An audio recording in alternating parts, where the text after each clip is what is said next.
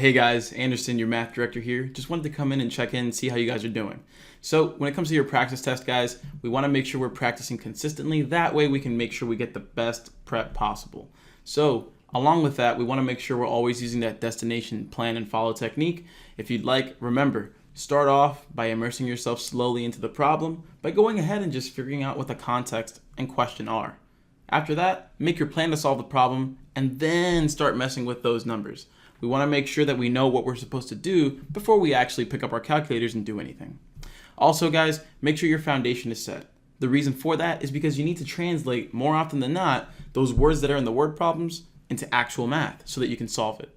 So with that said, make sure you know your concepts at their core. Practice the little things first, that way they can translate into those bigger problems moving on. So guys, as always, remember you can always reach me in that discussion tab in this course at any point. Always just at me, and I'll be right there to help out. And as always, guys, remember, it's when you pass, not if. Let us know if you need any help. We're always here for you. Keep it up.